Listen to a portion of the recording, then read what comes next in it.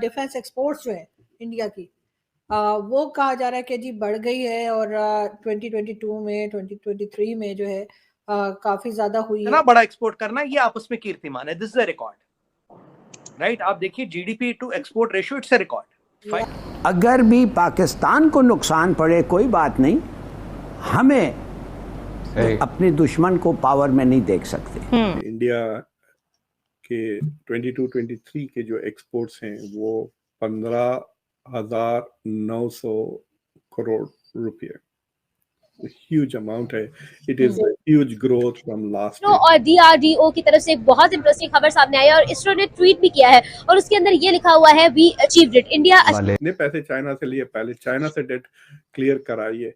और मुझे लगता है कि जो दूसरे बड़े डोनर्स हैं जैसा यूएई और सऊदी अरेबिया, वो आईएमएफ के पीछे छुपकर आपको पैसे नहीं दे रहे बेसिकली, जैसे कि आईएमएफ हुई है। आप इस चीज को कैसे देखते हैं? इसरो पहले भी बहुत अच्छा काम कर रहा है, इंडिया की सैटेलाइट लॉन्च की हैं, लाइक यूके के भी, रशिया। आईएमएफ माना है कि नहीं माना, जर मुबादला है कि नहीं, पैसे हैं कि नहीं। ओपन मार्केट में डॉलर 292 रुपए पर ट्रेड हो रहा है। ये जो जरी मुल्क पाकिस्तान, इस्लामी एटमी कुव्वत पाकिस्तान, और उसके 21 बंदे अभी तक राशन और आटे में नंबर प्रेडिक्ट किया था वो बिल्कुल फिट बैठ गया। लाइट कॉम्बैट हेलीकॉप्टर्स जो बेचते हैं, AHL कहते हैं, तो वो बेच रहे हैं।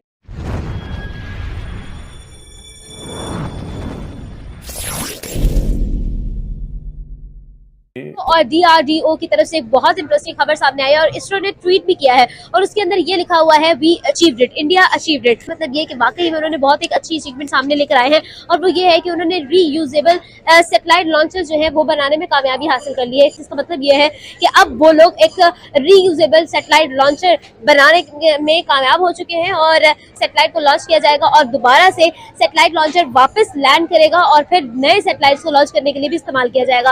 आमतौर पर होता ये था कि सैटेलाइट लॉन्चर सैटेलाइट को लॉन्च करने के बाद एक स्पेसिफिक हाइट पर जाकर बेकार हो जाता था, लेकिन अब ऐसा नहीं होगा। ये सबसे पहले टेक्नोलॉजी जो है वो इंट्रोड्यूस करवाई गई थी स्पेस एक्स एलॉन मस्क की एक कंपनी की तरफ से, लेकिन अब जो है इंडिया ने भी इस चीज को अकम्प्लिश कर लिया है, जो कि बहुत अच्छी, एक बहुत बड़ी अचीवमेंट है। तो अब जो है इस टेक्नोलॉजी और इस नई चीज ने बहुत इंपॉर्टेंट चीज ये की है कि बहुत ज्यादा सेविंग्स हुई है। आप इस चीज को कैसे देखते हैं? इसरो पहले भी बहुत अच्छा काम कर रहा है, इंडिया की सैटेलाइट लॉन्च की हैं, लाइक यूके के भी, रशिया के, ठीक है ना। एक हिसाब से अब पिक एंड ड्रॉप शुरू कर लिया कि इधर से उठाना है, ठीक है ना, और उधर जाकर ड्रॉप करके आ जाना है और लोगों से पैसे ले लेने हैं, ठीक है ना। लाइक ये इंडिया का इंटरनेशनल मीडिया पे बहुत अच्छा इमेज है, ठीक है। अभी पाकिस्तान की भी है एक स्पेस एजेंसी जिसका किसी को पता ही नहीं है, ठीक है ना, और वो इंडिया की स्पेस एजेंसी से कोई 8 साल पहले बनी है। बेसिक चीज ये है कि बजट है उनके पास, ठीक है, और हमें भी चाहिए, पाकिस्तान को भी चाहिए कि पाकिस्तान भी इंडिया के से अपने जो मामला था उनको थोड़ा बेहतरी की तरफ लेके जाए, ठीक है। फिर जो पाकिस्तान में अनस्टेबिलिटी है, अब वो भी क्या करें, अब साल बाद और कोई, साल बाद और कोई, साल बाद और कोई, ठीक है।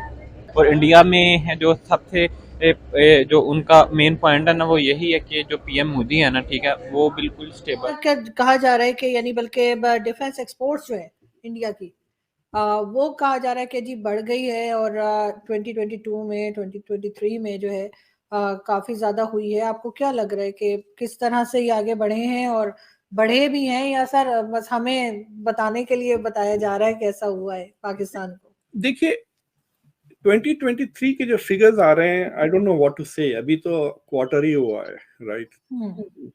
3 महीने खत्म हुए हैं, अभी और 9 महीने बाकी हैं।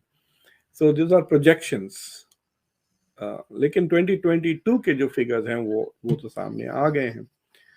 सो अभी जो डिपार्टमेंट ऑफ डिफेंस, इंडिया की मिनिस्ट्री ऑफ डिफेंस से जो अनाउंसमेंट आया है कि इंडिया के 22-23 के जो एक्सपोर्ट्स हैं वो 15,900 करोड़ रुपए, ह्यूज अमाउंट है। It is huge growth from last year वगैरह। तो अगर आप जाके देखें व्हाट आर यू एक्सपोर्टिंग में, अगर आप देखें तो जो हाईटेक 2 चीजें हैं इंडिया, एक के वो जो लाइट कॉम्बैट हेलीकॉप्टर्स जो बेचते हैं, AHL कहते हैं। दूसरी चीज ये है कि वो POV कहते हैं, वो जो कोस्ट गार्ड की जो बोट्स होती हैं, जो कोस्ट गार्ड यूज करते हैं पेट्रोलिंग वगैरह के, तो उस तरह के बोट्स इंडिया ने एक्सपोर्ट किए हैं मॉरिशस वगैरह को। तो दो ज़्यादा मोर हाईटेक आइटम्स। एक जो बड़ा ऑर्डर आया है वो ब्रह्मोस जो मिसाइल्स हैं जो फिलीपींस ने खरीदे हैं 3,000 करोड़ का। तो ये जो एक्सपोर्ट्स हैं, nevertheless whatever the category is, अगर आपको डिफेंस में डालें या ना डालें, सर्विसेज मर्चेंडाइजेस में डालें, whatever it is, the exports India के डेफिनेटली बहुत तेजी से बढ़ रहे हैं, 450 से लेकर 350। 2022 इंडिया का पहला $1 ट्रिलियन ट्रेड थी। हालांकि डेफिसिट अभी भी इंडिया का ट्रेड काफी था। 2022 में तकरीबन 450 बिलियन के एक्सपोर्ट्स थे, लेकिन 700 से ज्यादा बिलियन के इंपोर्ट्स थे। और जो टॉप के 10-15 कंट्रीज हैं, सिर्फ जर्मनी से कुछ बैलेंस्ड है ट्रेड, और यूएस से बैलेंस का इंडिया को एडवांटेज है, कुछ 30-40 बिलियन डॉलर का हम एक्सपोर्ट ज्यादा करते हैं यूएस को और इंपोर्ट्स कम।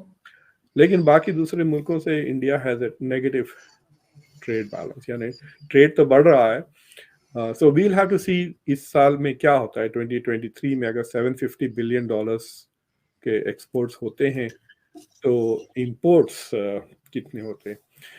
तो इसमें ये जो सवाल उठता है ना कि if India is importing so much, India अपनी डिफेंस की जो जरूरतें हैं उससे 50% से ज्यादा चीजें वो इंपोर्ट करता है। A lot of it is from Russia, और अभी भी इंपोर्ट्स अपेरेंटली रशिया के साथ they are still very high. और इंपोर्ट्स जैसा कि S-400 मिसाइल्स खरीद रहे हैं, तकरीबन वो 6-8 बिलियन डॉलर का वो इंपोर्ट एक ही पैकेज था। तो इस तरह के हाईटेक हथियार इंडिया इज इंपोर्टिंग। अब वो सबमरीन खरीदना चाह रहे हैं, इटली से खरीदे हैं या फ्रांस से खरीदे हैं, that will also be a big order. Rafale जैसे बड़े बड़े हाईटेक, और ये are not just hi-tech but they are also high priced items ना। एक जेट फाइटर 100 मिलियन डॉलर का होता है। True. So India is importing very high-tech stuff, और जो हाईटेक एक्सपोर्ट जो इंडिया करना चाह रहा है, तेजस फॉर एग्जांपल फाइटर्स, उसमें कह रहे हैं कि इजिप्ट और अर्जेंटीना और 2 पोटेंशियल कंट्रीज जो शायद 20 और 30 तेजस खरीदेंगे इन द फ्यूचर। लेकिन अभी तक कोई ऐसा firm orders India has not signed. लेकिन कोशिश तो की जा रही है टू रैंप अप। जो बेंगलोर में एरोनॉटिकल जो फेयर हुआ था ना, फाइटर जेट F-35 आया हुआ था, तो उन दौरान प्राइम मिनिस्टर मोदी कह रहे थे कि इंडिया के जो लास्ट ईयर के एक्सपोर्ट्स थे, which is 2022 $1.5 billion, that is confirm figure. वो $1.5 बिलियन के एक्सपोर्ट्स हुए थे। They are trying to make it a $5 billion export by 2025, यानी उसको ट्रिपल करना चाह रहे हैं, 300% growth in the next 2-3 years we will सी।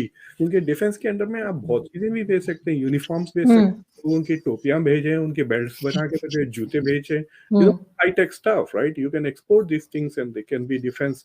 कई चीजें भेज सकते हैं आप।